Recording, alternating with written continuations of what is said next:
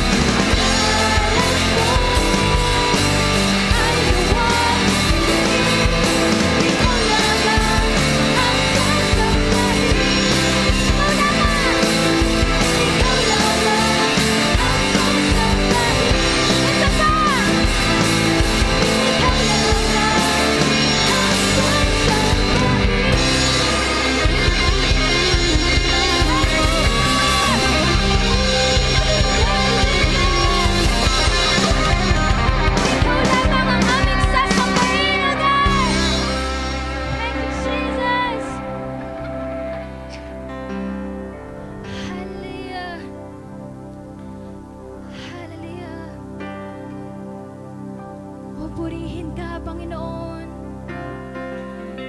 Sambahin ang ngalan mo. Hallelujah. Oh, we praise the name.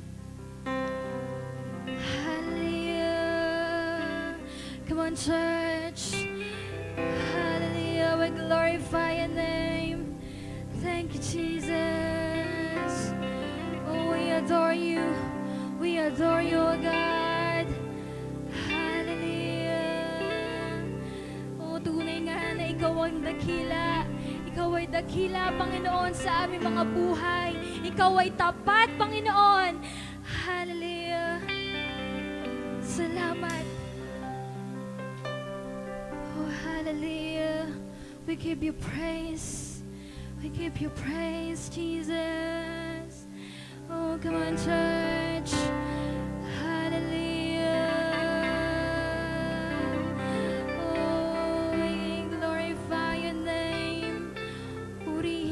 Panginoon, oh, sambahin ka sa Espiritu at katotohanan.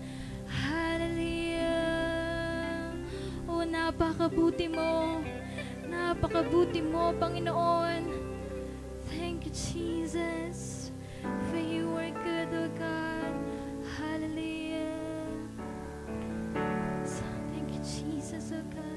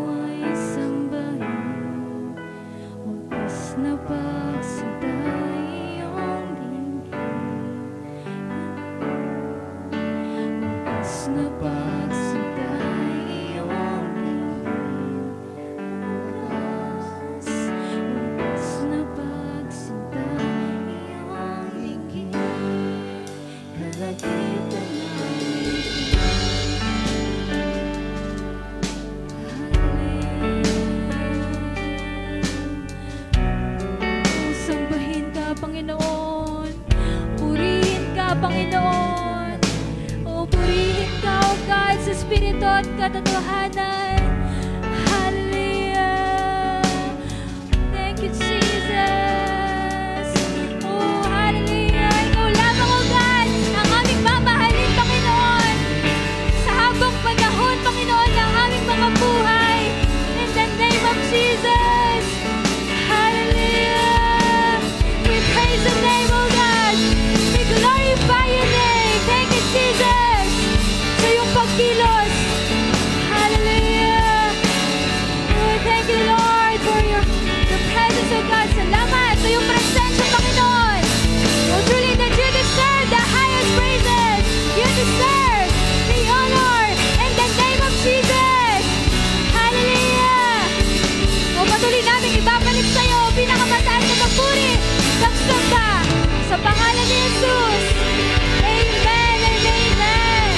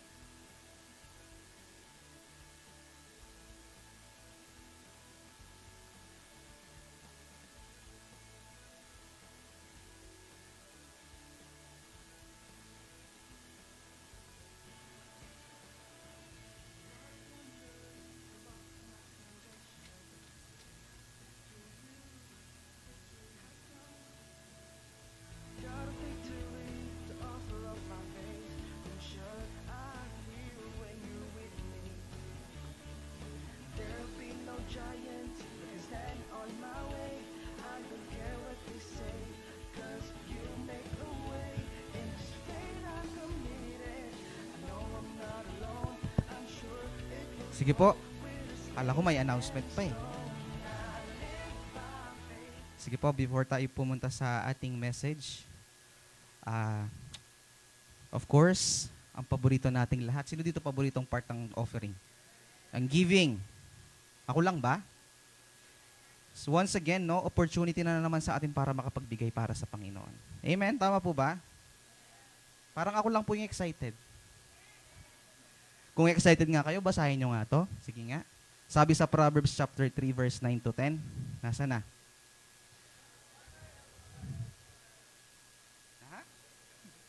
Pwede po ba yung mas sabay-sabay pa dyan?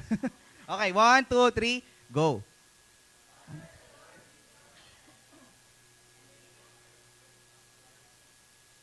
Sow your barns, nasa na? 9 to 10. So your barns will be filled with plenty, and your vats will overflow with new wine. Amen. Sino po dito familiar sa first fruit? No? Ang sabi ni Solomon, sabi niya, the richest man, the wisest man in the Bible, sabi niya, honor the Lord with your possessions. Ano po ibig sabihin ng possessions? Ang pag sinabing possessions, kung ano yung meron ka. Honor the Lord with your possessions and with the first fruits of all your increase. Pag sinabing first fruit, yan yung tithes. Yan po yung 10% of what we earn. No? Kung monthly yan, or ano yan, kung every 15 and 30. Sabi diyan, so your barns will be filled with plenty and your vats will overflow with new wine. Alam niyo po, giving to God yung ating mga first fruit, yung ating mga tithes, no? Above everything is something that Christians, anong meron doon? Kukunin yung mga bata, parang ano may mga naglaro, ayoko.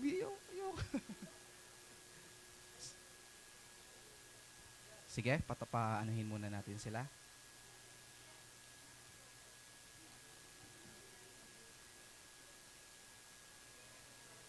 Okay, going back. Dito pong tingin. Babayaan po natin yung mga bata. Ulitin ko po. First fruit is your tithes. Amen. Yan po yung binibigay natin sa Panginoon. And above the things that we give, apart from our first fruit, apart from our tithes, we call it offering. Tama po? So kapag naglilista tayo sa, di ba, sa mga notes, sa mga envelope natin dyan, tithes, and then if we want to give extra, we want to give above our tithes, we call it what? Handog, offering. Tama po. And as Christians, as believers, no, if alam natin na ang source ng lahat ay ang Panginoon, naniniwala po ba tayo na ang source ng lahat ng pagmamayari natin, ng pinagkukuhanan natin ay ang Panginoon? Yes, tama. Ang source mo ngayon is your job. Ang source mo ngayon is your negosyo. Pero tawag dyan, resource lang. Ang Diyos pa rin ang nagbe-bless niyan, kaya meron kang tinatanggap at meron kang nare-receive sa Kanya araw-araw. Amen. So if we know that God is the source of everything, alam mo ang gustong gawin ng Panginoon? Gusto niya i-demonstrate natin. Hindi lang yung sinasabi natin. Ang gusto ng Panginoon, demonstrate natin by honoring Him by giving our tithes. Madaling sabihin, mas madaling i-honor ang Panginoon sa labi. Lord, mahal kita. Lord, susunod ako sa iyo. Lord, kaya kong ibigay kahit ano. No? Pero paglakad na ang pinag-uusapan, doon minsan pumapalya yung karamihan. No? Kasi it's easy to honor the Lord with your lips. Pero ang sabi ng Panginoon, do not honor me just with your lips. I want to see you demonstrate it. Gusto ko makita ko na nilalakaran mo kung ano yung sinasabi mo. Amen. And this is not prosperity theology or prosperity gospel. Do you know what prosperity gospel is? Prosperity gospel, yan yung mga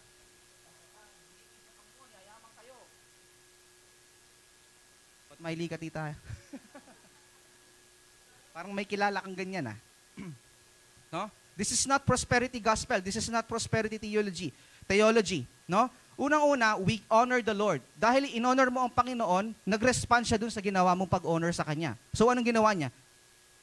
He provided for your needs. He gave you the job. He gave you the house. He gave you a beautiful family. Why? Because you honor Him. That's the reason. Hindi dahil nagbigay ka. Nagbibigay tayo dahil gusto nating i-honor ang Panginoon. Hindi tayo nagbibigay dahil gusto nating yumaman, dahil gusto natin ng magandang trabaho. Tama po ba? This is not prosperity theology. You are simply being blessed by God. Just one reason. Because you honor the Lord. Amen. Sabi dito, so your barns will be filled with plenty, and your vats will overflow with new wine. Ang sabi dito, God is going to fill your barns. Ang ano yan, parang hindi siya yung literal na barn, eh, no? Kung ano man ang pinagkukuhanan mo ngayon, ang sabi ng Panginoon, honor me with your possessions, and kung ano man yung meron ka ngayon, pupunuin ko yan. Hindi ka magkukulang. Sabi niya, bukod sa pupunuin, ang isang bagay na puno, ano nangyayari kapag sumusobra? Umaapaw. Tama po ba? Sino dito yung gusto niya, yung the future? No? Hindi dahil alam mong mayaman ko o may pera ka, but because you know that the Lord you serve is the Lord who provides for your need. And you honor Him because unang-una mahal mo ang Panginoon. Tama po ba? Sabi ko nga, madaling i-honor, madaling sabihin na, Lord, mahal kita. Lord, gagawin ko para sa iyo. Pero pagdating sa paglakad, doon tayo na-challenge. Amen. Sabi dito, God is going to fill your barns, but you have to try to experience it. Gusto mong punuin ng Panginoon yung anong meron ka ngayon? Experience mo muna. Yung mga taong naka-experience na dito niyan, ano yon? Matik na yon. Diba, te? Sabi ni Ate Malaya kahapon, bago ko gumastos sa sahod ko, inaalis ko na yung para sa Panginoon. Kasi gusto ko siya talaga yung inuuna eh. Ganun. Sana all. No? And I know a lot of our young, wow. Nasanay ako sa youth service. Sasabihin ko sana, a lot of young people, hindi ko nababawiin. Nasabi ko na eh. So, marami sa ating mga kamagulangan, no? If we practice tithing, if we practice giving to the Lord, makikita natin yung mga anak natin, elamaymot, karaguldo. no? Marunong silang mag-share, marunong silang magbigay kasi nakikita nila ay si mama mapagbigay, si papa nagbibigay sa Panginoon. Kaya paglaki nila, no? Hindi sila yung mga anak na, ma, gusto ko nito, ma, gusto ko niyan. Nasanay sila na, ano ba yung pwede kong i-offer? Ano ba yung pwede kong maitulong? Kasi nakikita nila, parents nila, they're always ready. They always have something to offer for the Lord. Sino dito yung, ako, gusto ko pag nagka-baby ako, ganun. Sabi nga ni Pastor Jing, si Libay, basta nakaintindi na yan, o tuturo niya agad 10%. No? Amen. Now, let's honor the Lord by taas mo yung ano mo, yung envelope mo kung ano yan or kung GCash yan. Sige, taas mo yung cellphone mo. By the way, meron na tayong GCash QR code dito, no? Usong-uso yan ngayon. So, let's honor the Lord with our possessions. Continue, let's pray for our tithes and offering. Hallelujah. Hallelujah. Thank you, Lord. Panginoon, thank you once again for this opportunity na magiging kabahagi kami para sa iyong kaharian, Panginoon. Lord, we give this whatever we are offering today not because we want to be blessed or not because we want to be rich, but because we want to honor you. Unang-una dahil mahal ka namin, Panginoon. And we trust in you that you will provide for our future. You said in your word, we'll honor you with your possessions and you will fill our barns and vats na hanggang sa dumating ang pagkakataon, Panginoon, that it will overflow. Maraming salamat for this new opportunity na kami makapagbigay. Continue to bless each and every hearts that are willing to give for your kingdom. And I declare kingdom provision. I declare walang kakulangan sa mga anak mo. I declare ang lahat ng Panginoon ng kanilang resources, Panginoon, ay mas pagpapalain mo pa para maging magpapala din sila sa iyong iglesia at sa mga ibang tao. Maraming salamat. We give you all the glory and honor and praise. In Jesus' name we pray. And everybody say, Amen. Sige po, you can go ahead and give your offering to the Lord.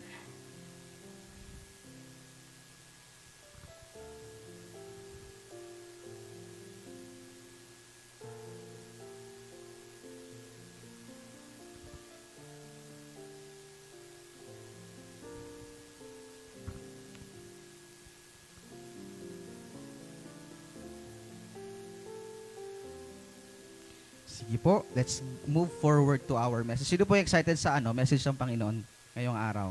Mayroon na naman tayong matututunan. Sa youth service, meron na naman kaming bagong series. So yung mga kabataan, excited na naman sila kasi talagang magdala lang notebook. No? Mag-jot down notes lang. Kasi they know that whatever ang mensahe ng Panginoon, it will affect your life. Whether you like it or not. No, iba kasing impact eh. Everyone hears the word at the same time. Pero iba yung impact. Nagkakaiba yung impact. Each individual. Tama po ba? So for today, I would like to talk about the fruitfulness in the Holy Spirit. Again, fruitfulness in the Holy Spirit, nourishing others with His character. Sino po dito kilala si Holy Spirit? Sure po ba kayo? Kilala niya ba talaga? Parang mali. Sino po dito kilala si Holy Spirit? Holy Spirit, no, is not a force. Hindi rin siya parang something that you will only experience kapag nasa church ka. Kasi karamihan ng mga Kristiyano, gaya ng perception. Gusto ko maranasan ang Holy Spirit. Attend nga ako sa church. Yes, that's true. That's true. But the Holy Spirit is not just a force. He is not just something that you experience every time you worship. The Holy Spirit is a person. Sabihin nga natin, Holy Spirit is a person. Ibig sabihin, ang Holy Spirit ay may pagkatao. No? Trinity. We have God the Father, we have God the Son, and we have God the Holy Spirit. Nung tinanggap mo ang Panginoon, no? Bilang yung Diyos at tagapagligtas, you receive Christ, you receive the gift of salvation, but at the same time, you receive the gift of the Holy Spirit.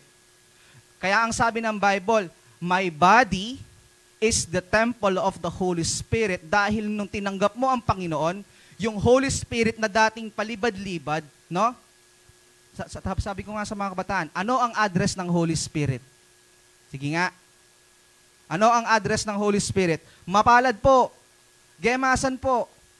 Sinasabi nila yung mga barangay nila. Why? Because they understand, is beginning to understand that the Holy Spirit is not something that you only experience in church.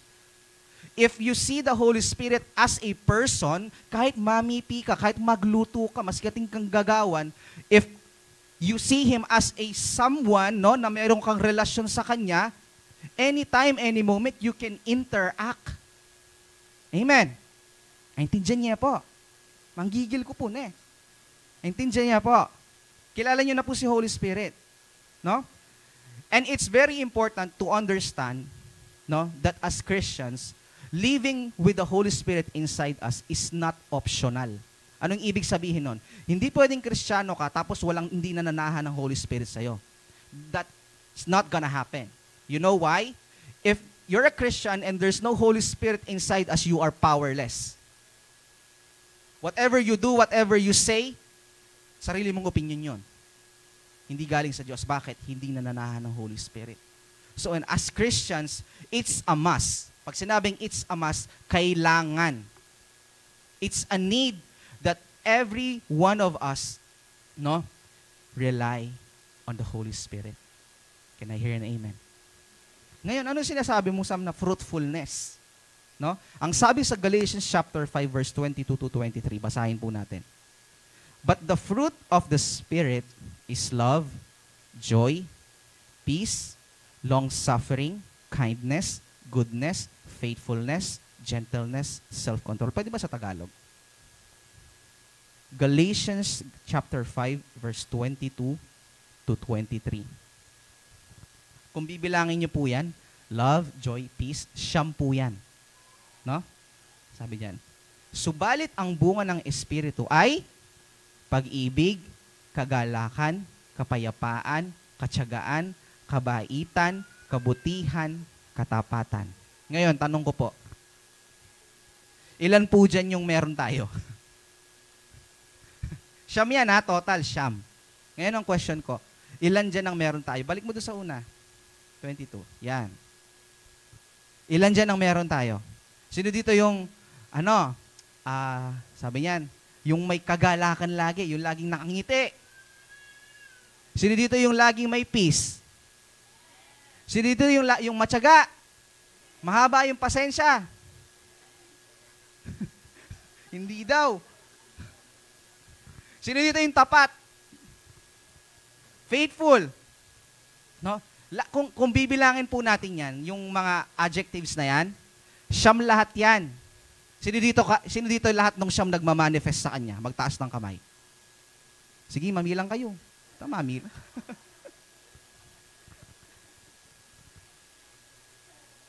Halos meron daw. But ito yung realidad. It's very hard for a human being to actually manifest all those things at the same time. Kasi pwede kang maging joyful, sa sobrang joyful mo, nakakalimutan mo ng maging tapat. No? Sabi niya, sa sobrang pagtsatsaga mo, nakakalimutan mo ng magalak. Kasi if you rely just on your own, you can never accomplish this 9. You can be, sabi niya, matyaga, you can be matyaga. Dahil nasanay ka na ng lagi kang matyaga, nawala na yung joy. Tama? Tama po ba? Pero ang sabi ng text natin, but the fruit of the Spirit. Ibig sabihin, fruit. Bakit hindi niya sinabing fruits? Di po ba kayo nagtataka? Sabi niya, ang bunga, subalit ang bunga. Bakit hindi niya sinabing subalit ang mga bunga? Eh di ba siyam yan? So dapat plural, kasi marami. Pero bakit ang sabi ng Bible, fruit of the Holy Spirit, bunga ng Espiritu, singular. Bakit kaya? No? Ang sabi dito, the fruit of the Spirit and the gifts of the Spirit are different. Ulitin ko po ang bunga at ang regalo, magkaiba po. Pero, they are both needed for Christians to actually walk in faith. Pag sinabing fruit of the Spirit, yan yung character mo. Pag sinabing gifts of the Spirit, yan yung charisma. Character and charisma. Sabihin po natin, character and charisma. No? Ang sabi dito, a life full of the Holy Spirit has both character and power. Hindi pwedeng character lang. Hindi pwedeng charisma or power lang. Kailangan pareho. Jesus is the perfect example of that. No? He was the most spirit-filled person that has ever walked on earth, but he also was full of love and power. Balance si Jesus, ne? He is lovable, he is loving, pero nagmamanifest pa rin sa kanya ang kapangyarihan ng Panginoon. Hindi lang yung mapagmahal siya, hindi lang yung makapangyarihan siya. Nagmamanifest sa kanya yung character and power. He was full of love but also full of power. And Jesus sought to reproduce in his disciples both the heart of the kingdom and the ability to walk in the power of the kingdom. Kaya nga yung mga disipulo niya, di ba? Balo na Pedro mapali ya buntok. Alam niya, si Luke was a corrupt official ng BIR. No? Pero bakit pinili niya pa rin yung mga tao na yon? No? And all throughout nung buhay ng Panginoong Jesus, they struggled doon sa mga character nila. Sabi ko nga, mapali ya buntok kay Pedro. Itang metong. Ne? Mangwayang iya kayo. Pero bakit doon sa buhay ng Panginoon, no, pagtiyaga nila. Di po ba kayo nagtataka? Isipin mo ngayon, ilawin mo. Mainit ba yung ulo niyan? Mainitin ba yung ulo? Mapangalingwan niya?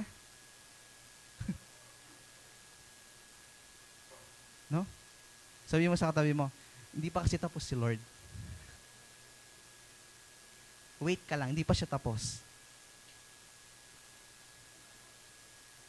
As I've mentioned, no, fruit and gifts, we need both the fruit and the gifts just as an airplane needs two wings. Ilan po ang pakpak ng eroplano? Kaya po bang lumipad ang eroplano na isa lang ang pakpak niya? No? Hindi. Why? Because the airplane needs two wings, needs balance for it to take flight. Tama po ba? And the anointing, ito gusto ko to. The anointing will take a person to higher places. Kaya may mga pastor, may mga speakers na ang lawak ng ministry nila eh. No? Worldwide, kung saan sila napapadpad, just so they can share the word. Why? Anointing nila. Masyadong malakas ang anointing nila. Pero eto, anong pinag-usapan natin? Anointing, no? Ngayon, character naman. Sabi dyan, anointing takes a person to higher places, but character will keep that person from becoming proud and then crashing when he is at the top. So if we are called the man and woman of God and we preach, no? Binless ng Panginoon ang ministry natin. We go to places. No? Meron tayong malaking church. Maganda yung ministry natin. Only the character of the Holy Spirit will prevent us from being proud. Yung nagiging mapagmalaki na tayo kasi bakit? Dahil sa narating mo. Tandaan mo kapatid, narating mo yan hindi dahil sa ginawa mo. Narating mo yan dahil sa kapangyarihan ng Diyos. No? Kaya nga, it's very important that not just well-known preachers, no? Even yung mga regular preachers lang sa mga pastor sa mga kanya-kanya nating mga different churches. It's very important that whenever we preach with anointing and we preach with character. Why? Kasi if nawala yung character, aangkinin mo na yon. Kaya kayo na-bless kasi dahil sa akin. No? Tama po ba? Anointing and character. Now, I want to talk about this, ilang points pa to. Certain points po ng topic natin today. Number 1, sabi dito, 2 essential legs of walking in the Holy Spirit. Sabi ko nga kanina, the moment you receive Jesus as your Lord and Savior, ang Holy Spirit, whether you like it or not, ang Holy Spirit, He lives in you. Do you believe? Tinatanong ko yung mga kabataan. Sabi ko, evaluate mo nga yung sarili mo. Naniniwala ka ba na yung na nananahan sa iyo ang Holy Spirit? Hanggang mapali ka buntok. Kahit, di ba meron tayong mga ugali na tayo mismo, ugali sa mga sariling natin na tayo mismo ayaw natin. Tama po ba? Lahat meron. Pero naniniwala po, I want you to believe, I want you to understand and receive that the Holy Spirit is living in you. Some kahit mag-fail ko, yes. Some kahit gumagawa ko minsan ng mga bagay na, alam mo yon, hindi ka lugod-lugod sa Diyos. Yes. Now, essential legs of walking in the Holy Spirit. Unang-una, the fruit of the Spirit. Sabi ko nga, there are 9. No?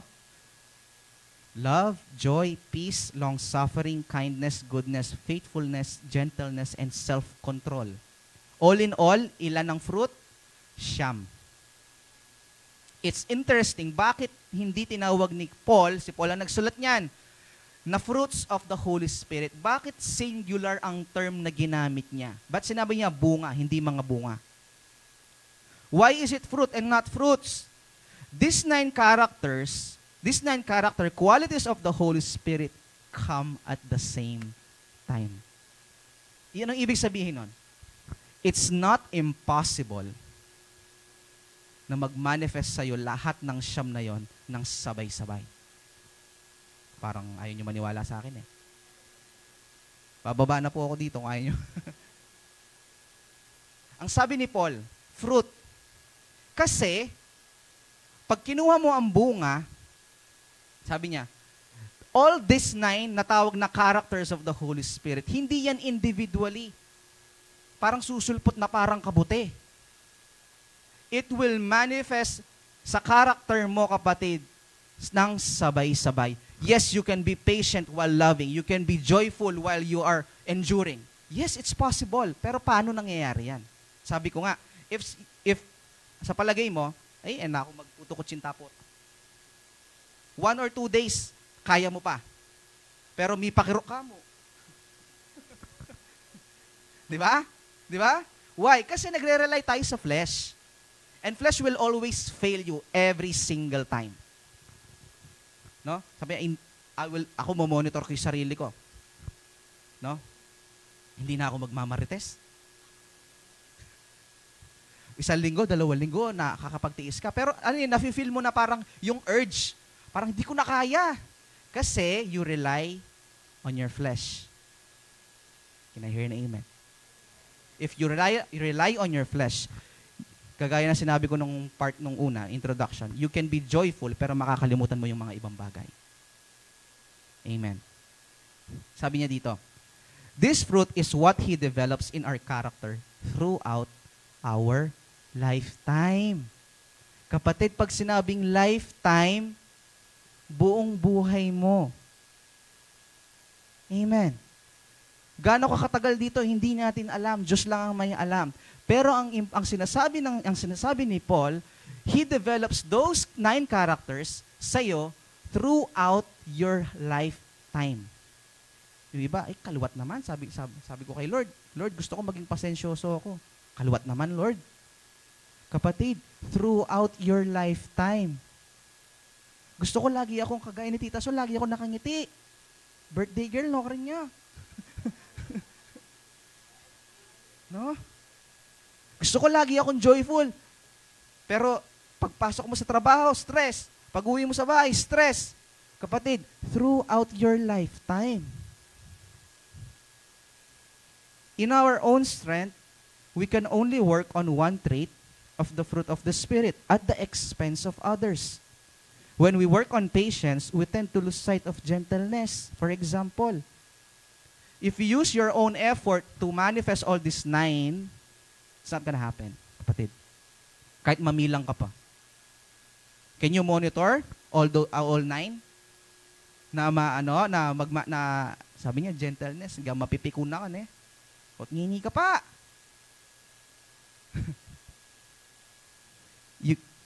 you can never depend on the flesh. Sabi ni Paul. Ano pa dito? Sabi dito. Sige nga. Totoo din to. Mahirap alalahanin lahat yung mahirap tandaan lahat ng siyam na yon. Sige nga, tanggalin natin yung projector, kaya nyo recite. Di ba? Kasi siyam eh. Kasi siyam. And it's hard to remember all 9 attributes of the Spirit. That's why this is called fruit, which is singular, of the Spirit. It's not the fruit, di ba? Sabi niya, and the fruit of the Spirit is love, is patience. Sabi niya, hindi niya sinabing, and the fruit of my own efforts. Hindi niya sinabing, and the fruit of my works. Ang sabi ng Bible, sinabi ng Bible, and the fruit of the Spirit. Ibig sabihin, it will not come as a result of your own achievements. Amen. Kasi hindi na yan fruit of the Spirit kung galing yan sa personal efforts mo para ma-accomplish mo lahat yung 9. No? It's not the fruit of the Spirit, it's the fruit of your own efforts. It's the fruit of your own works. Kaya lang, ang sabi ng Bible, it's the fruit of the Holy Spirit. No? Before describing the fruit of the Spirit, Paul writes about the works of the flesh. Ang sabi ng works of the flesh, tingnan nyo Paul writes about the works, plural. Works of the flesh. Works with S, plural. Pero yung fruit, singular. Di po ba kayo nagtataka? It's worth to note that all those evil works he mentioned are connected with the flesh, not the devil. That means there are 2 approaches to character formation. 2 approaches to character. You want to accomplish all this, there are only 2 approaches. Either you depend on the Holy Spirit or you depend on your works. Mamili ka, kapatid. Sabi ko nga, meron tayong mga ugali sa atin na tayo mismo ayaw natin eh. Pero hindi natin maalis-alis. Di ba? Try natin ng ibang approach, kapatid. Baka you're relying on your flesh. Baka you're relying on your own track, monitoring, your own record, your own works para to get rid of that unhealthy character natin. Baguhin natin ang approach. Sabi ni Paul, there are only 2 approaches. You want to change your character, no? It's either you depend on the flesh or you depend on the Holy Spirit. Can I hear an amen po? Number 2. Ngayon, alam na natin kung ano yung fruit. Diba? Now, understanding the fruit of the Spirit. Gusto ko maunawaan naman natin. Ano ba yung mga bunga na yan na sinasabi mo, Sam?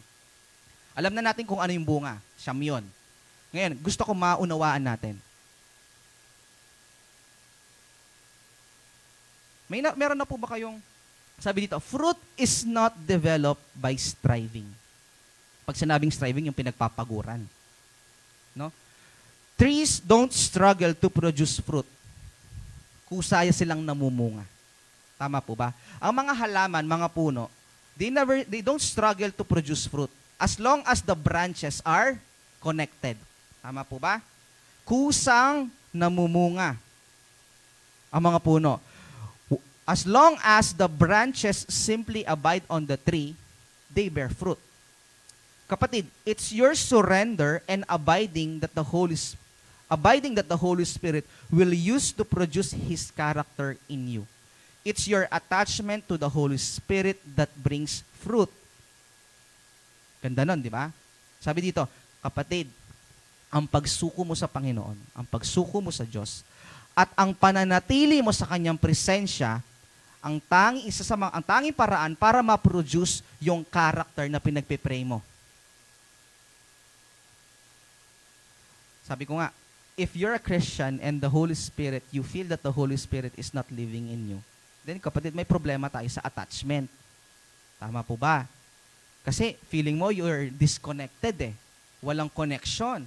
Ang sabi ng Bible, the only way for us to develop this character in us is yung attachment natin sa Holy Spirit.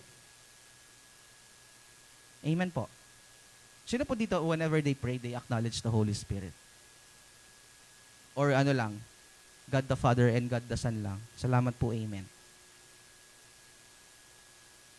Sabi, yung po mga tinuruan ko before sa pananalangin, mga leaders natin sa Mapalad, I emphasized that whenever we pray, it's a must that we acknowledge the Holy Spirit. Pagkagising mo sa umaga, acknowledge the Holy Spirit. Kasi, and you can, mahirap gawin yung kapatid if you see the Holy Spirit as something else and not a person. Diba? Asawa, pagkagising mo, good morning. Kasi nakikita mo siya. You see Him as someone else. You see Him as a person.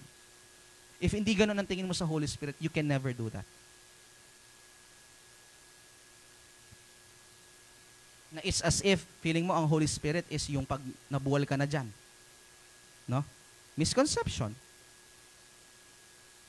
Hindi po yun yung Holy Spirit. No? That is the work of the Holy Spirit. The Holy Spirit is the person itself. Yan yung, pag meron na attempt kang gumawa ng isang bagay, yan yung bubulong sa'yo. May tutuloy yan. Meron kang gustong pasukin na relationship, merong something sa puso mo na parang pumipigil, huwag mong tutuloy yan. Why? Because the Holy Spirit is not a force. He's a person. He is a person. This may come, siguro po mabibigla kayo sa sasabihin ko, no? Pero hindi po tayo tinawag ng Diyos para baguhin yung mga pag-uugali natin. Sino po dito yung... Tingin niyo po ba tinawag tayo ng Panginoon para baguhin yung pag-uugali natin? Hindi. Tinawag tayo ng Panginoon para trabahuhin, paigtingin, palakasin yung relationship natin sa Kanya. Unang-una sa banal na Espiritu. Kapag yun ang naging goal mo, kapatid, huwag mong problemahin yung ugali mo. Amen. Ulitin ko po hindi ka tinawag ng Panginoon para... Meron na po ba tayong nakita na pinapasok natin sa church? Susugal. Have you ever encountered that? Wala nang papasok dito.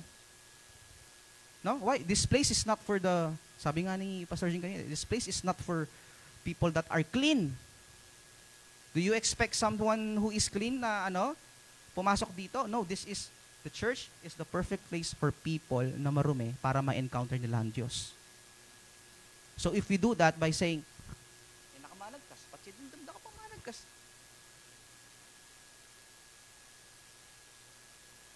Anong ginagawa natin?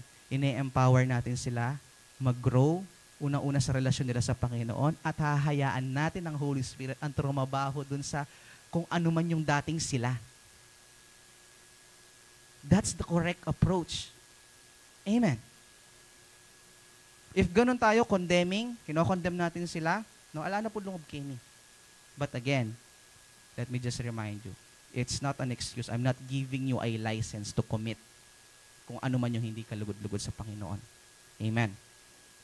Parang hindi po kayo nag-agree doon.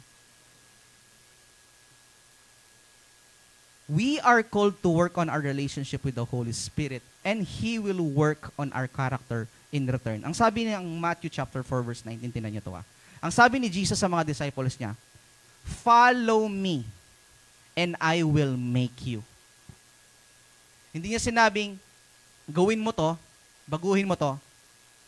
Ang sabi niya, sumunod ka sa akin.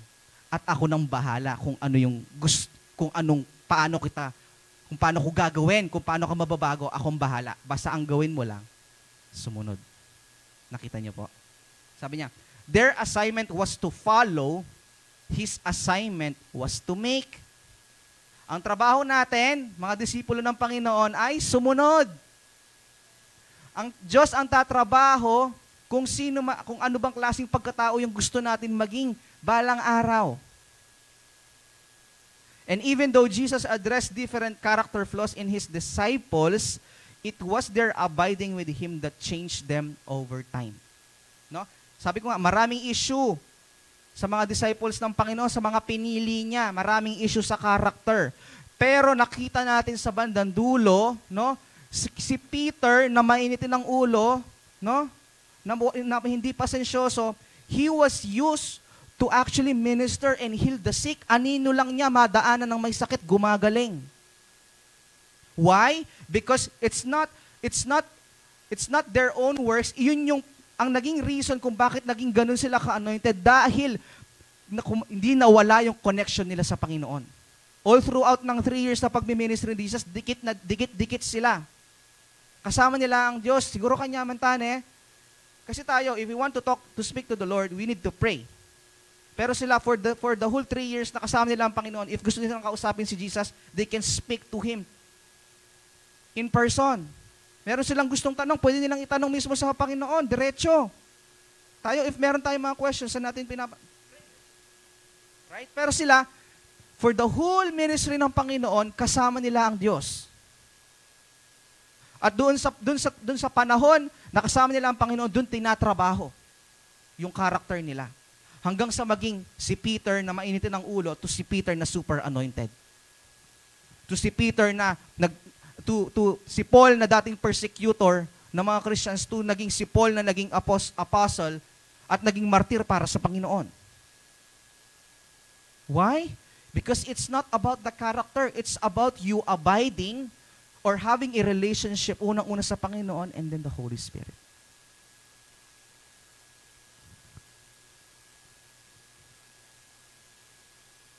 Sabi po dito,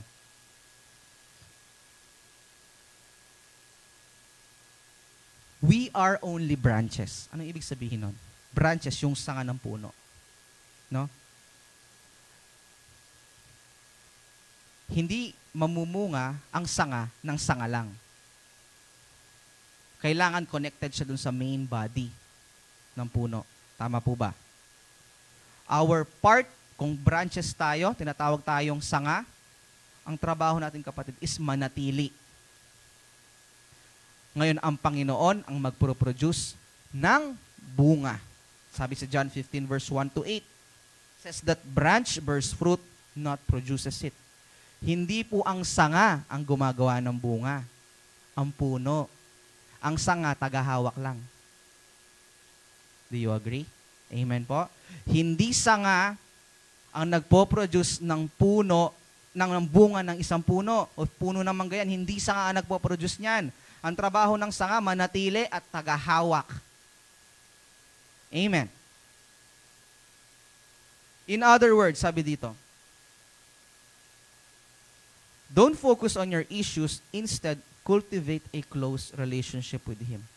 And even though fruit does take time to develop, it's the abiding in the tree that brings it to maturity, so it's ready to enjoy. Remember, sinabi ko kanina, lifetime. Ang isang bunga, hindi yung nagtanim ka ngayon, bukas sa ani ka. Tama po?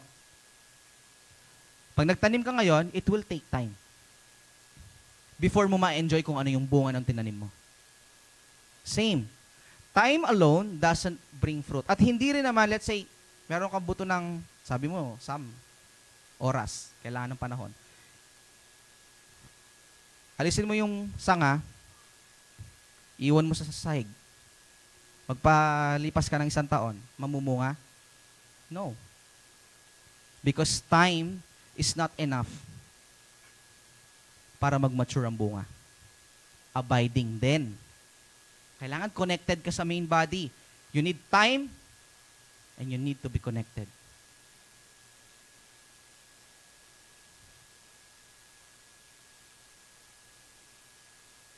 Healing, deliverance, and salvation are instant. Sino po dito yung mga pinag-pray, tapos gumaling na? Diba? Instant yan eh. Na-deliver. At the same time, tinanggap mo ang Panginoon, automatic, you were given the gift of salvation. Instant po yan. Pero ang sanctification, ibig sabihin ng sanctification, yung pagbabago, yung transformation process brought forth by the Holy Spirit. But the sanctification is a process. Ibig sabihin, hindi siya instant. You want to be joyful, you want to be patient, you want to be full of self-control. Kapatid, ito mga binabanggit ko na to, these are sanctification and it's a process. It's not instant. Amen. Next point po. Let the Spirit live through you. Ang sabi dito, remember, God is interested in spiritual fruit, not religious nuts. Life filled with the Holy Spirit is not you making an effort to live for God, but letting the Holy Spirit live through you. Kaya nga sabi ni Paul, it is no longer I, but Christ who lives in me. In Galatians. We receive salvation when we believe that Jesus died on our place on the cross. But do you know how character is developed? It results when you surrender to the Holy Spirit and give Him total access to your heart, your soul, and body. Yes, let Him live His life through you. Sabi dito, we receive salvation nung namatay ang Panginoon para sa atin. Pero ang character ay madedevelop unang-una kapag sinuko natin yung buhay natin sa banal na Espiritu. Paano ba ginagawa yun? Sige nga. Paano po ba ginagawa yun? Ang daling sabihin, no? Ang daling sabihin, sinusuko ko na lahat. Pero ang hirap lakarin. Ang hirap lakaran.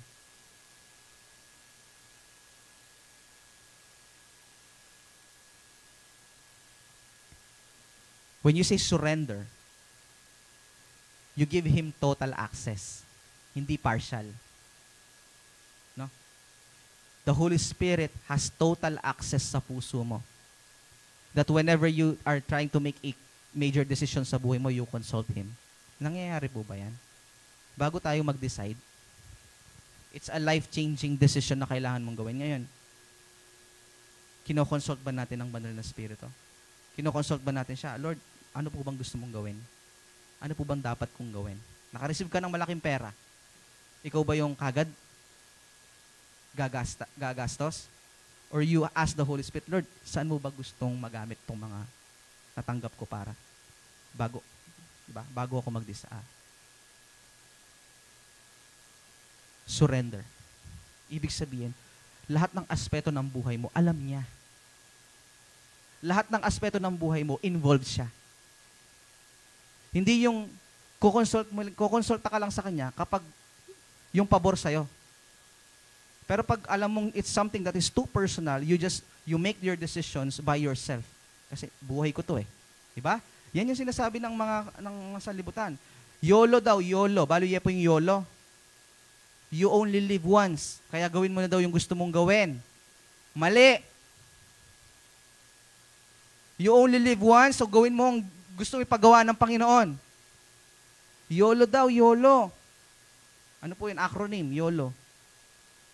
OTW, bali OTW. Mga kabataan ngayon, kung ano-ano yung pinauuso, no?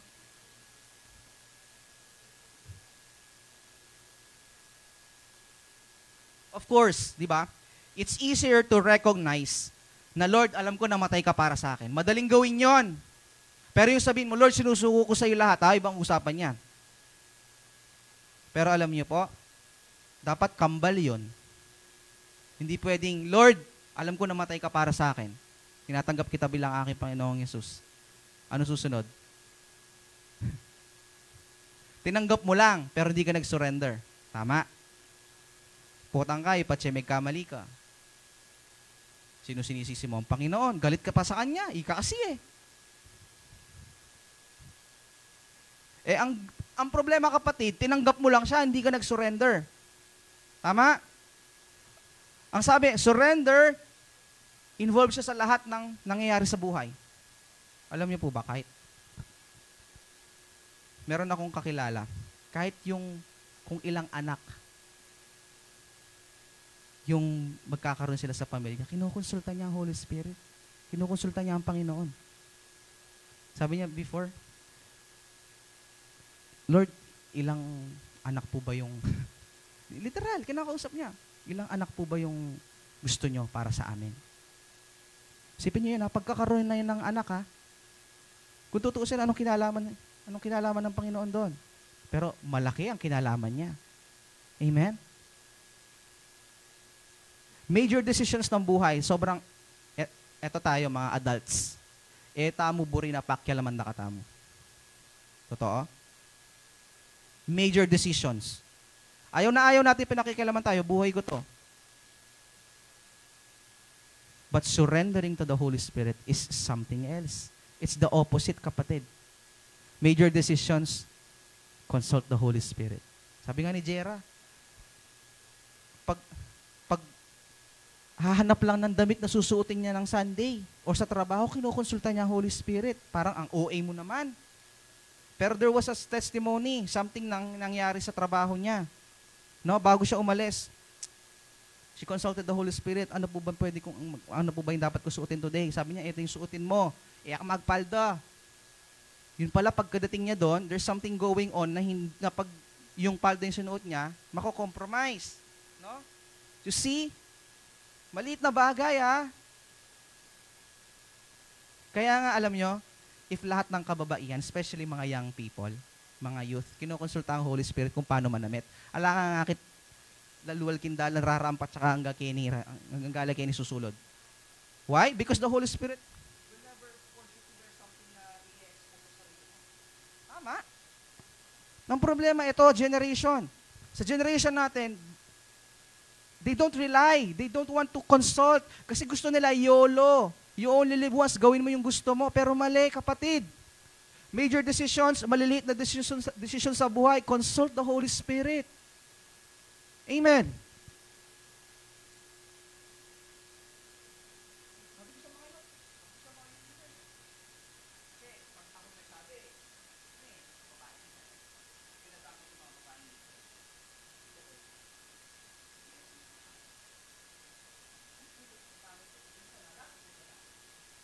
Ito dati. Matangkay, kaluklok, nakakanyan. Hindi nila alam kung paano nila itatago yung mga in-expose nila. Una-una, kung ayaw mo palang na-expose nila, dapat kung kapagsuot ng gano'n. Diba? Kasimple. Sabi ko kay Feliz, isa-isa ko, mga pangalan. Itingin mo sila. Sa church tayo. Wear proper attire. Makapagtas gamat. Bakit? Pag nagtaas sila ng kamay, tataas din yung damit kasi sobrang diba? I know this is the trend. Crop tops or ano man yan, mga damit na maganda sa paningin ngayon, in trend. Pero kapatid, sabi ko nga, major or minor decisions sa buhay, ask the Holy Spirit. Una-una, makakapagbigay kaluguran ba yan sa Panginoon? Parents, mga anak natin, turuan po natin sila. No? Bakit napunta ako doon? Eto, having the Holy Spirit is like having kids. Sabi niya, ang pakikipagrelasyon sa banal na spirito is parang kung paano yung proseso ng pagkakaroon ng anak. If you're married, no? You can never bear a child if single parent ka. Tama? Why? Because you need a partner. Tama? And you need to have an intimate, very close relationship with your partner. And that love, yung relationship na yun yung nagiging reason kung bakit nagkakaroon tayo, namumunga tayo, and we call them our own children. Amen. Tama po ba? Mga adults na may asawa. No? You want to bear fruit? You need to have a relationship with the Holy Spirit. Kagaya na kung paano tayo nagkaroon ng mga anak. Amen. Ito hindi lang relationship. Ang sabi, intimate. Pag sinabing intimate, very close. Very close, parang mag-asawa. Amen. Next point. Attitude, not just actions. It's interesting that all 9 characters of the fruit of the Holy Spirit develops in us our attitudes. Napansin niyo po, yung siyam na yan, attitude lahat yan. Hindi sila mga action. Hindi sila verb. Alam niyo po yung mga pang-uri, adjectives. No? Ito, ano lahat yan? These are all attitudes, hindi sila actions. Tignan niyo love is an attitude. Being joyful is an attitude. Peaceful, long-suffering, being kind is an attitude. Goodness, being faithful is an attitude. Being gentle and having self-control is an attitude. Hindi yan action, kapatid. These are not issues of behavior, but of attitudes. If mapali ka buntok, Isa lang ang kulang sa'yo, kapatid. Hindi ka pasensyoso. Tama? Tama po. If lagi kang depressed, if lagi mo pinoproblema yung future mo, anong kulang sa'yo, kapatid? Joy. Tama? If you remember, the 10 Commandments are all about doing this and doing that. Yung 10 utos. Ang 10 utos, ang focus nun kung ano yung mga dapat mong gawin at mga hindi mo dapat gawin. Huwag kang papatay. Huwag kang mangangalunya. Huwag kang sasamba sa ibang Diyos bukod sa akin. Di ba? Lahat, wag. Huwag kang gagawa nito. Huwag mong gagawin yan. Ito gawin mo. 10 Commandments. Pero yung fruit, it's an attitude. Attitude issue. Amen? Ngayon, ano ba yung attitude? Pag-uugali. Tama. Pero yung deeper meaning ng attitude, sabi ni John Maxwell, ganda ng paliwanag niya. Attitude is the librarian of our past. The speaker of our present. And it is the prophet of our future. Doon muna tayo sa part na yun. Tignan nyo ha. Attitude is the librarian of your past.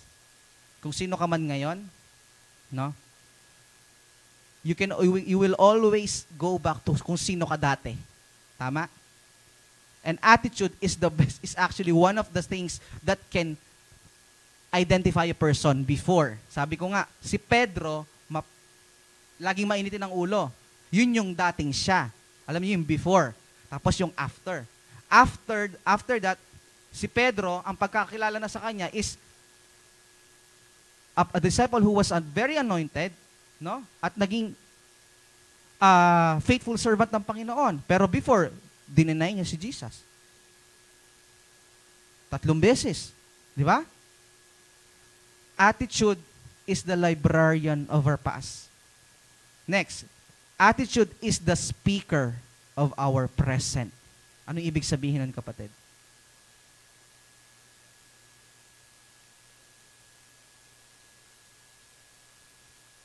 Sige nga. And it is a prophet of our future. Sabi ko nga sa mga kabataan.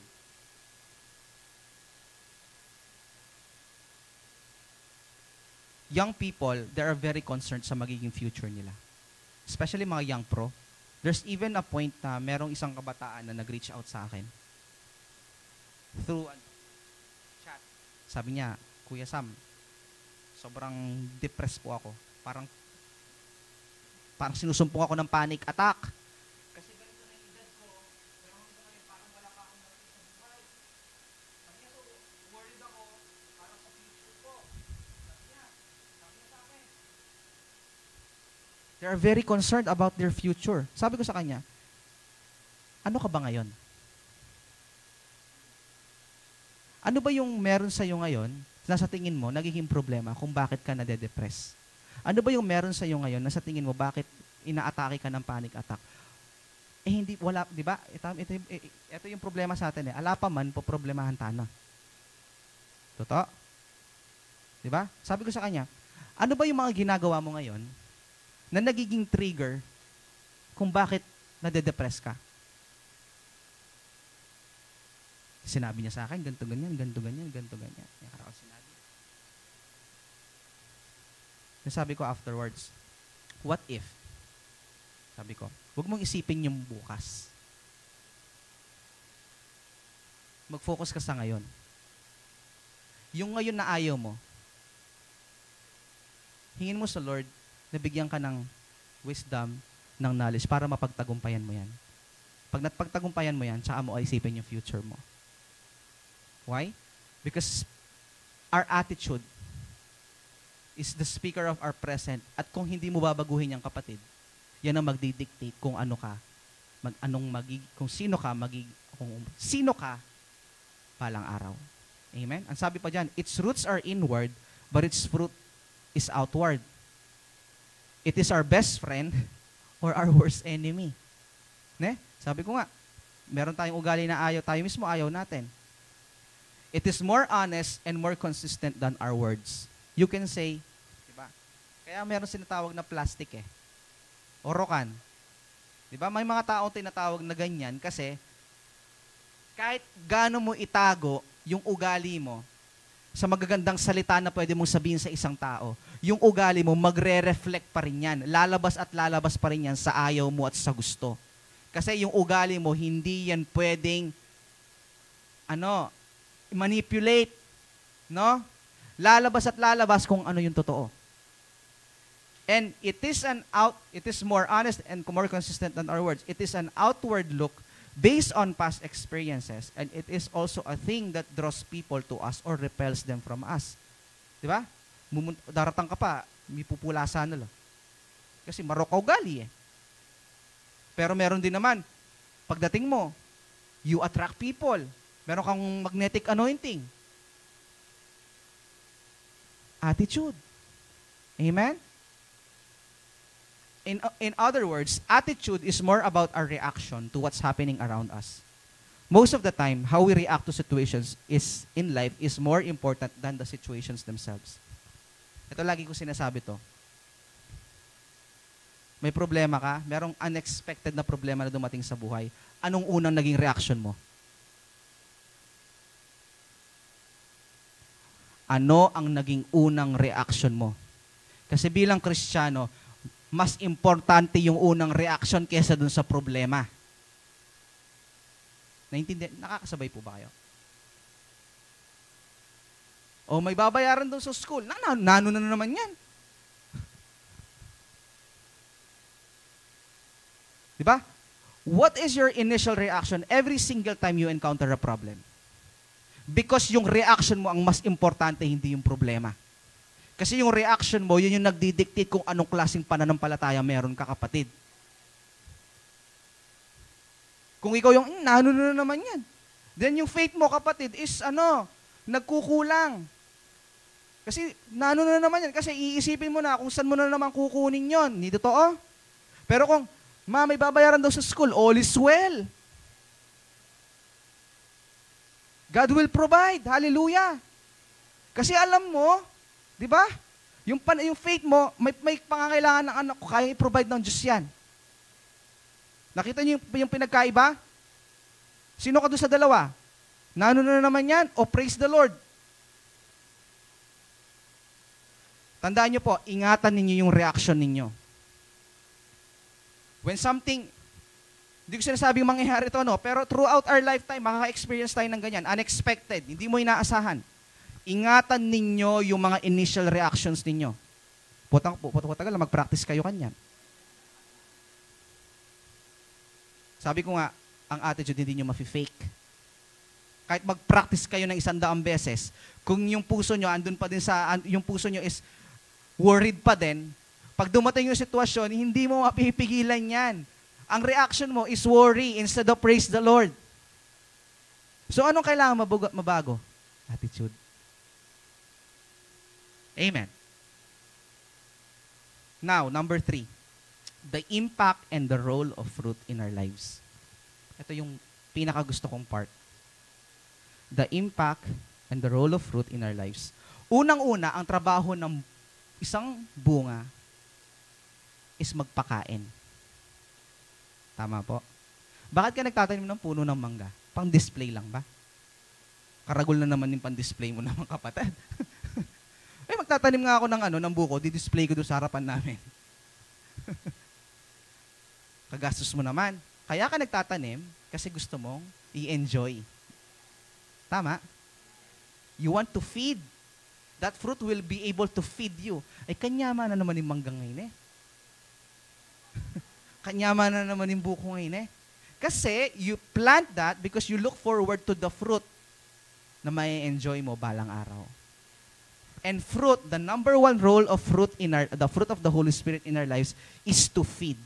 Ngayon, Sam, kung trabaho ng fruit, ng patience, ng kindness, is to feed, sino yung mga kailangan kong pakainin?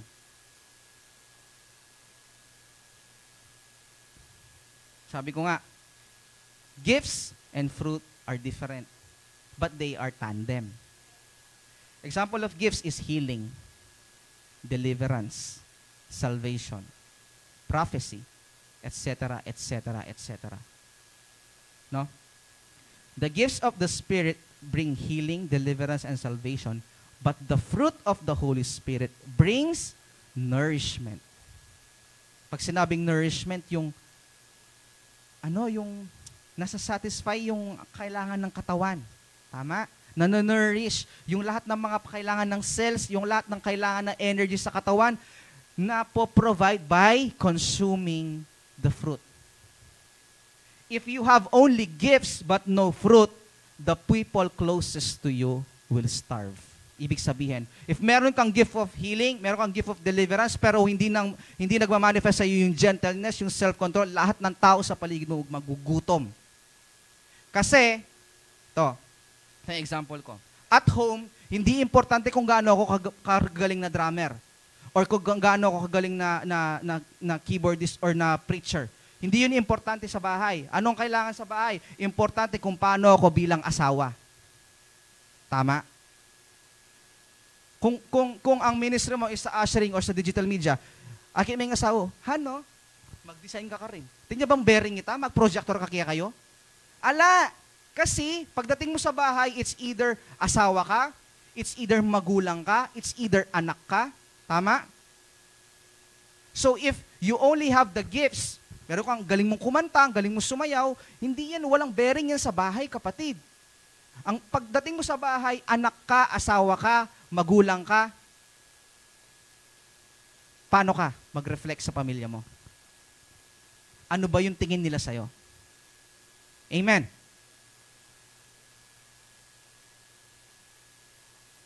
Gifts operate on the stage. Gifts operate on the stage. Si Charlize, kumakanta, sumasayaw. Nag-ooperate yung gift ni Charlize sa stage. Tama? Mag-worship lead by Charlize kaya kayo? O ma, anda ka na ba? Sige yung tindahan nyo. O kuya, tayo ka dyan. Sabihin mo sa 3 tao. Maili ka yun Kasi, gifts operate only on the stage. Pag si Charlize umuwi sa bahay nila, anak siya ni Tita Eileen. Hindi siya youth leader. Amen. Tita, sabi mo kaya yung mag-worship lead kaya kayo No? Pag uwi ko, hindi ako preacher. Asawa po ako. Pag uwi ni Ate Malaya, hindi siya backup singer, kapatid siya. Amen. Gifts operates on the stage. Fruit need to be consumed by those people around us. Being a good preacher will not make my marriage very strong. Being a good husband does. Tama? May problema sa pamilya, mag-drum squari.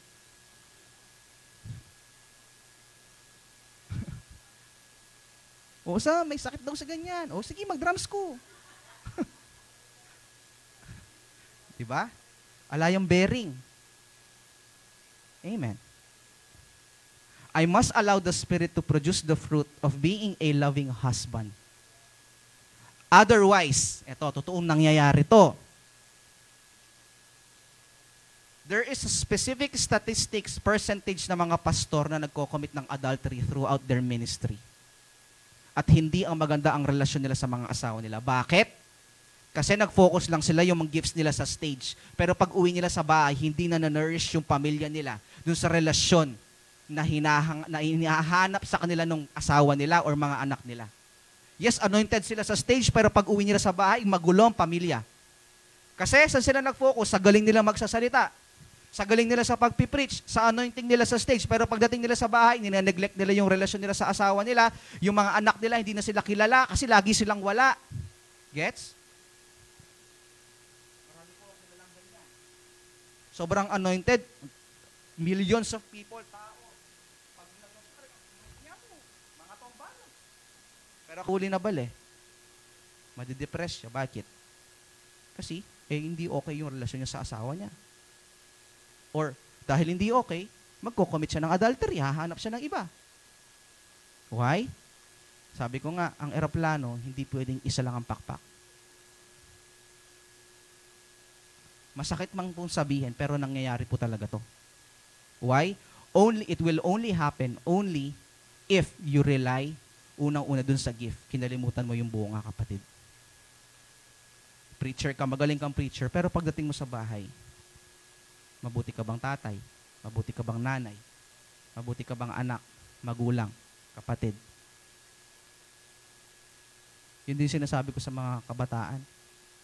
Kasi alam niyo po, 80% ng mga kabataan natin dito, parents nila are unbelievers. 80%, ha?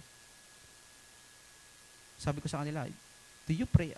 Alam ko, sino dito yung sabi ko yung nag-desire na one day, kasama na nilang mag-church yung pamilya nila, nagtaas sila lahat ng kamay. Kasi yun yung nasa puso nila, yung iba umiiyak. Alam mo na talagang gustong-gusto nilang maisama dito yung mga magulang nila sa church. Sabi ko sa kanila, alam nyo kung ano yung easiest way to do that? Hindi mo kailangan magaling kang preacher. Hindi mo kailangan na alam mo yung mga ganito, kung ano yung mga dapat mong ituro. Hindi mo kailangan na maging RRF leader ka muna para maisama mo yung mga magulang kapatid mo sa church. Alam mo kung anong kailangan mong gawin? Maging mabuti kang anak. Dahil kapag sila mismo, nakita nila, at makanya niya dati lagi yung alaking balingan ako. Ot ngini, at suya kini, tapos tumutulong pa sa bahay. Ngayon, aalis man siya, nagpapaalam kasi daw pupunta ng church. Sila mismo magtataka, anong nangyayari sa'yo? Hindi mo kailangang i-share, namatay si Jesus para sa'yo. Yes, that's essential, that's one of the needs. Pero sa bahay, no? Hindi ang kailangan, makita nila, ano nangyayari dito? Bakit ang ganda na nangyayari sa kanya? Ngayon, magtatanong yan. Anak, share mo nga sa akin kung anong naririnig mo dun sa church na pinupuntahan mo. Kasi napansin ko dati ganito ka, ngayon. Akakit daw ating transformation, sila mismo natatouch. Tama? Kasi yung matagal nila na sila mismo, hindi nila madisiplina sa'yo, one day nakita nila yung pinapangarap nilang ugali, na, yung makita nila sa mga anak nila, andya dyan, nagmamanifest sa bahay. So ang mangyayari ngayon, yung mga magulang, natatouch, nakikita yung mga anak na nagbabago, sila mismo magtatanong, anak, saan yung church mo? Sasama ako. Diba? Ganon din po sa atin, mga kamagulangan. If meron tayong mga kamag-anak, mga kasama sa bahay na gusto natin talagang ilapit sa Panginoon, isa lang ang pwedeng maging way mo, kapatid. Sabi mo, hindi ka magaling magsalita, okay lang yon. Hindi ka magaling mag-pray, okay lang yon. Ayusin mo, kapatid, yung relasyon mo sa kanila. Kapag nakita nila yung pagbabago sa'yo, sila mismo ang magtatanong. Hindi mo kailangan i-open. Sila mismo lalapit sa'yo. Saan yung church yun na yan? Diba? Can I hear an amen po?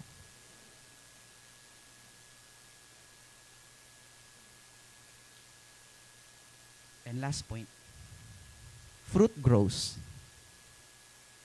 If fruit nourishes, fruit also takes time to grow. It grows slowly. Sometimes, maasim muna yan bago tumamis. Sometimes, mapait muna yan bago maging matamis. Kasi kailangan ng panahon. Kailangan ng time para mag-mature. So if ngayon, kapatid, nakikita mo na parang wala, parang maasim pa din, Sam. Okay lang yan. Okay lang yan. Darating ang panahon, magiging matamis din yan at may enjoy din yan ng mga tao sa paligid mo.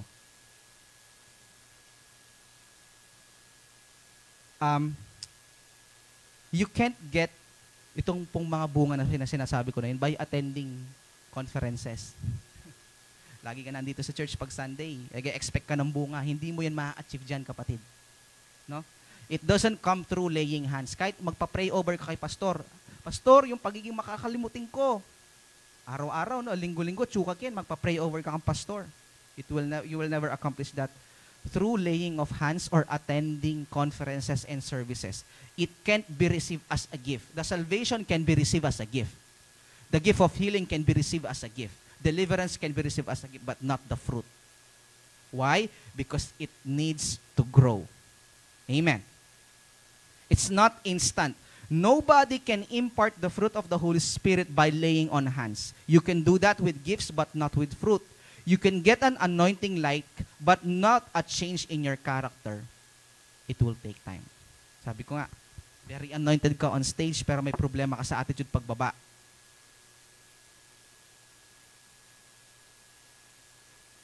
By the way po, time doesn't change your character. Sabi ko, fruit grows. But it's not time that change your character. It's the Holy Spirit who does that, though it does take time for Him to change us. Hindi ang panahon, ang oras, ang magiging reason kung bakit magmamature yung bunga na pinagpipray mo sa Panginoon. Ang Holy Spirit. Though kailangan ng Holy Spirit ng sapat na panahon para mabago niya yan. Okay? Para malinaw lang po. At etong part na to, etong pagbabago, transformation na to, hindi mo pwedeng i-accelerate. Ka pwedeng magmayad next day delivery kang Shopee, bang at kinabukasan ma-delivery ang parcel mo. Aliya po makanta. It needs time and it's the Holy Spirit who does that. Sabi nga ni Warren Buffett, sabi niya, ilang months po dinadala ang mga baby sa tiyan? 9. Kung, sabi niya, kung isang buwan, kaya niya magka-produce ng baby. Kasi sabi niyo, 9 months. 9 months pinadala ng mga mother ang mga baby. Sabi niya, gusto ko after 1 month, magkaanak ako. So, gagawin ko ba? Aharap siya lang isang na babae, and then, makikipagdala siya, and then after 1 month, dahil plus 1, plus 1, plus 1. Kung siyam yun. Siyam nga naman yun. After 1 month ba, magkaka-baby siya? No. Same with the fruit. It can't be accelerated. Mo pwedeng gawan ta kapatid. Unang-una, kasalanan yon. No? Fruit takes time and it grows slowly. Alam niyo po, meron pong, napanood niyo na po ba yung movie na ano bang title na? Ano kasi yun? Evan Almighty. Si Bruce Almighty po, yung una niya, yung si Jim Carrey, yung bida, naging Diyos siya. Tapos nagkaroon siya ng sequel, Evan Almighty. Ang nangyari naman, she is a congressman. Tapos, ang nangyari doon sa pelikula, bumaba ang Diyos, in-instruct siya na gumawa ng arko. Kasi, may mangyayari doon sa lugar nila, babaha. No? Masisira lahat ng ano. So, ang sabi ng Diyos sa kanya, gusto ko gumawa ka ng arko. Congressman, Congressman siya sa US. Sabi ng Diyos sa akin, gumawa ka ng arko. Siyempre, visa. Sino ba naman? Matuling niyang lalaki, tapos magpakit-tsakya ka. Sabi niya, yakoy Lord. Do totoo naman talagang siya si Lord doon sa pelikula, no? Kasi gumawa siya ng mga milagro. Pero ayaw maniwala nung bida. Sabi niya, tigilan mo ako dyan. Marami akong trabaho, mo bubuysitan. Bisa maniwala. But eventually, no, pinahiya siya ng Panginoon. Sa mismong session hall. Biglang tumubo yung mga balbas niya. Yung, yung sususuot ng mga Amerikana. Yung Amerikana niya napalitan ng robe. Pag tayo niyang ganyan, mukha siyang si Noah. Kasi ayaw sumunod. And then, syempre, kala nung asawa niya, baliw na. Hiniwalayin niya ngayon. Ano yung sinasabi mong ano? Binili niya yung buong subdivision. Oo, binili niya kasi kailangan niya ng malaking lote para pagtayuan ng arko. Ngayon sabi ng asawa niya, hindi natin kaya yan, ba't ginawa mo yan? Parang nababaliw ka na. Ang ginawa ng asawa niya, iniwan niya, sinama yung mga bata. Ngayon, ito nangyari. Yung Diyos na nagpo-portray doon sa pelikula, nagpakita ngayon doon sa asawa niya, as a waiter. Sabi niya, naalala mo ba kung ano pinanalangin mo sa Panginoon? Sabi niya doon sa asawa niya. Di ba sabi mo sa Panginoon, gusto mo maging close ang pamilya mo? Mas maging matibay yung relasyon ninyong pamilya. Sabi niya, tanongin kita, if mananalangin ka ng mahabang pasensya, kinabukasan ba, kukuryentingan ka galing sa langit, tapos magiging matiyagain ka na? If nananalangin ka ng, na maging mapagbigay, automatic ba sa isang snap ng Panginoon, automatic magiging ganun ka? Sabi niya. Or sabi niya, nananalangin ka na maging pasensyoso, ang ibibigay sa'yo ng Panginoon is ibibigyan ka niya ng mga sitwasyon sa buhay para i-test yung patience mo. Why? Para ma-develop yung pagiging pasensyoso. It's not instant that what we ask from the Lord, He will give it to us just like that. Tapos na-realize niya, di ba sabi mo, gusto mong maging close ang pamilya mo? So ngayon, binibigyan ka ng Panginoon ng sitwasyon para magkaroon kayo ng opportunity na mas maging matibay ang relasyon ninyo. Bakit iniwan mo siya? Medyo lalaya. Totoo. From the movie lang yung context, pero totoong nangyayari. Gusto natin ng isang bagay, meron tayong isang bagay na gustong i-achieve. It's not gonna happen that kinabukasan or mayroong something na nabababa sa langit, tapos tatransform lahat yung mga, babaguhin lahat yung mga gusto nating mangyari. Hindi. In the opposite, bibigyan tayo ng Panginoon ng iba-ibang sitwasyon sa buhay para yung pinapanalangin mo sa Kanya na gusto mong alisin or gusto mong ma-develop, mabigyan ng opportunity to work on that. Tama po. Gusto mong maging mapagbigay. No? Siyempre, bibigyan ka ng sitwasyon ng Panginoon na matetest yung pagiging giver mo. Andiyan na yung example lang po to, no? Magkakasaroon ng kasakit yung kapatid mo, lalapit sa'yo. Will you give? No? May pangangailangan yung ibang tao, lumapit sa'yo. It's not instant. Why? Because fruit needs time to mature and you need the Holy Spirit to actually accomplish that. Can I hear an amen po? The more we yield to the Holy Spirit in times of fear, the more the fruit of faith is developed. The Lord will give you an opportunity and you will have to choose to lean on the Holy Spirit, not or on the flesh. Sabi ko nga, it's only two approach, spirit or flesh. Alin ka dun sa dalawa, kapatid? Meron po ba tayong natutunan ngayong umaga? Pwede po ba tayong tumayo? I will pray for you and then let's go with the communion. Sabi ko nga, meron tayong mga mahal sa buhay na gusto nating dalhin sa church. Tama po ba? Unang-una, kapatid, huwag kang magmadali. Ha? Lahat ng nangyayari sa buhay nakatakda sa panahon sa tatang panahon ng Diyos, hindi sa panahon mo. Pero ang gusto ko lang sabihin sa iyo na nalulugod ng Panginoon kung yung desire na yon ngayon nandiyan sa puso mo. Nalulugod ang Diyos if you desire that the rest of your family can get to know Christ. And the only way we can accomplish that, sabi ko nga, is not by your own efforts. Kasi darating yung time, kapatid, mapapagod ka. Re-reject ka nila several times. So, mapapagod ka, magsasawa ka. No? Pero ito yung good news. Ito yung good news. Work on your relationship with them. No? Mas pag-itingin mo yung relasyon mo sa Panginoon, unang-una ikaw.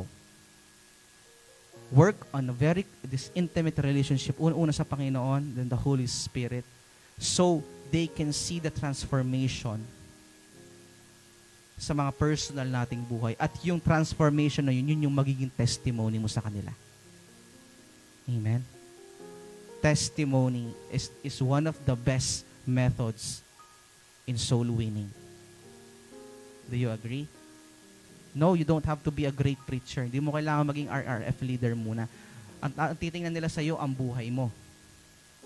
Pag tiningnan ka ng tao, ano ba ang buhay mo? Gusto mo silang i-soul win? Titingnan nila sa iyo yan. Sino ka ba? Ano ka ba? Yan ang titingnan nila sa iyo. So, for us, no? Para wala tayong regrets, no? Work on your relationship with the Lord. Dahil alam ko lahat tayo dito tumanggap na sa Panginoon. Second, work on your relationship with the Holy Spirit. And then, don't mind yung mga bagay na kinaiinasin natin sa mga sarili natin. Ang Diyos ang bahala dyan. Amen. Amen. Can we pray? Hallelujah. Hallelujah. Thank you, Lord. Salamat, Panginoon, sa mensaheng na ibahagi ngayong umagang ito. Salamat sa iyong mga salita. Truly, Holy Spirit, alam namin kung gaano ka-impactful sa aming mga buhay. And we always cherish your presence. We desire for your presence. Saan man kami magpunta, sino man ang mga taong aming makasalamuha, ay kasama ka namin sa lahat ng oras. Holy Spirit, we actually desire for your presence. We want to be with you every single time.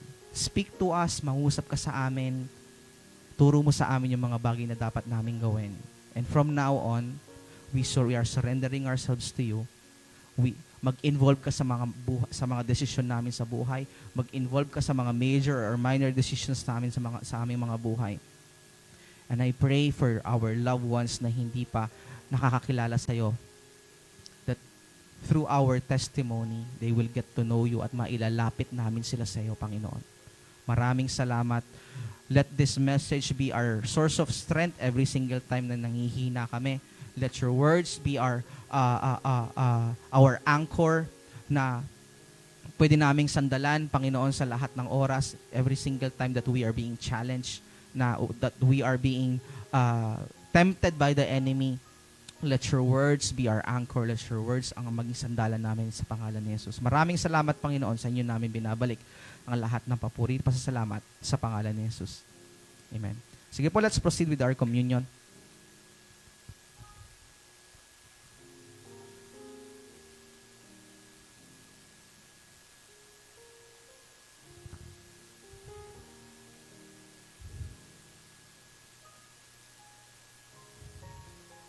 Thank you, Lord.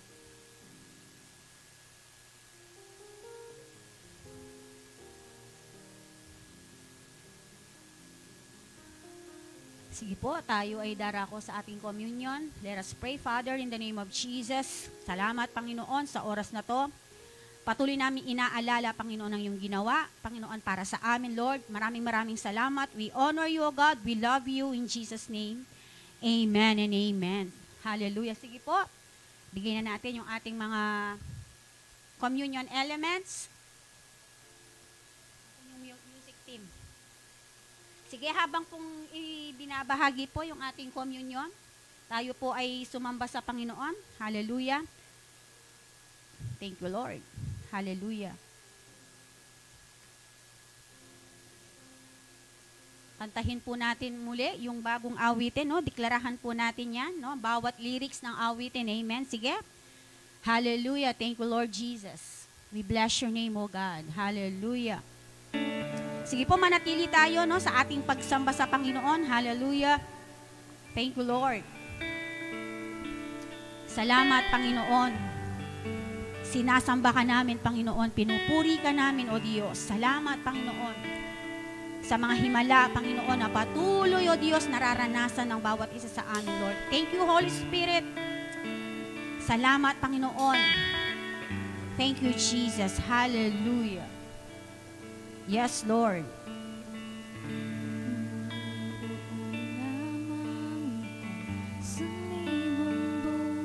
Sige po, deklarahan po natin yung awitin na yan, no? Gawin po nating panalangin. Yes, hallelujah.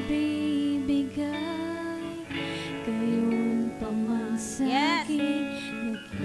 Isang taglay, ilalaan bawat saglit upang ibigin ka nang walang humpay.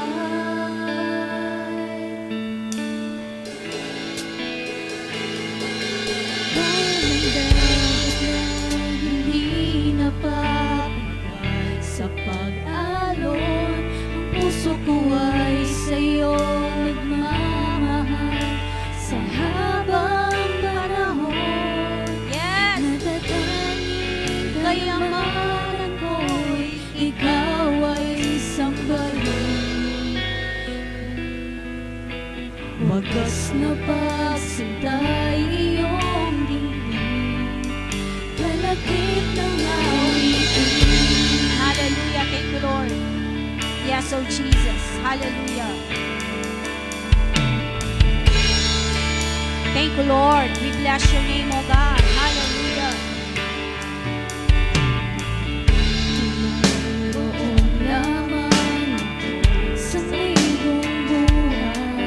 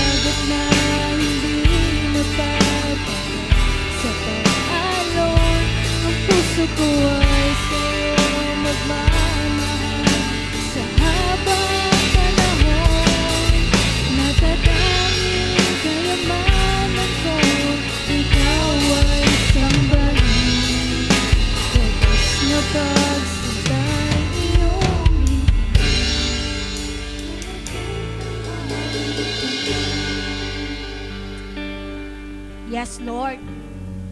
Salamat, Panginoon. Yes, oh Jesus. Hallelujah. Ito ang aral na tinanggap ko sa inyo. Ang Panginoong Jesus, nung gabing siya ipagkanulo, ay dumampot ng tinapay at nagpasalamat, at ito ay kanyang pinagpira-piraso at sinabi, ito ang aking katawan na hinihandog para sa inyo. Gawin ninyo ito bilang pag-alala sa akin. Gayon din naman, matapos maghatapunan ay hinawakan niya ang saro at sinabi, ang sarong ito ang bagong tipa na pinagtibay ng aking dugo. Tuwing iinuman ninyo ito, gawin ninyo ito bilang pag-alala sa akin. Sige po, lahat tayo ay manalangin. Hallelujah. Salamat, Panginoon, sa oras na to.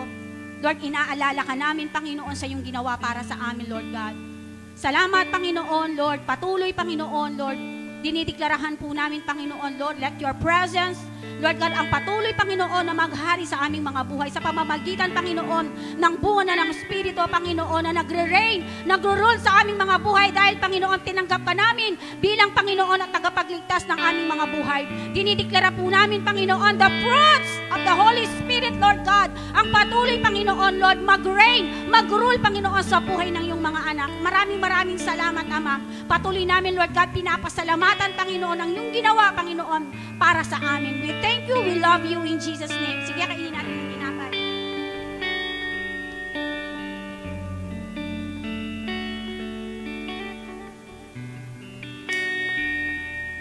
Salamat, Panginoon, sa iyong dugo na nabubo doon sa krus ng Kalbaryo, Panginoon. Sa pamamagitan, Panginoon, ng iyong dugo. Salamat, Panginoon, sa kagalingan.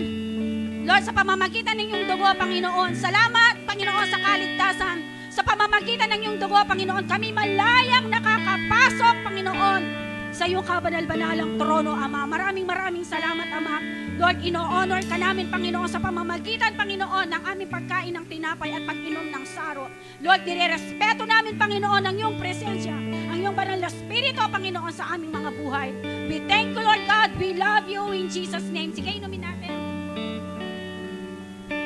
Hallelujah. Sige po. Taas po natin yung ating mga kamay. Pasalamatan po natin ang Panginoon sa oras na to. Yes, Lord God. Salamat, Panginoon, sa oras na to.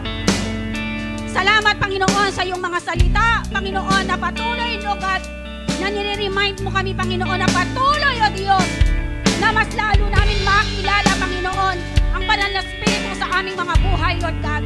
Through the fire of the Holy Spirit, Panginoon, ay minamold kami, O God, in our character, by the character of God, O God, sa mga buhay namin, Lord. Our attitude, O God. Patuloy namin, Lord God, sineselyuhan ito, Panginoon, ang apoy ng banal na Espiritu to teach us, O God, to love the Holy Spirit, Lord, sa aming mga buhay. Maraming salamat, Ama. Patuloy, Panginoon, Lord. Lord, we are blessed. We are highly favored. Lord God, ang kasaganaan, Panginoon, ay sumasa amin, O God. Maraming salamat, O Diyos. Kayo ang papuri, kayo ang pasalamat sa matamis at tanganan lamang ng aming Panginoon Yesus. At ang lahat ay magsabi ng Amen and Amen. Hallelujah.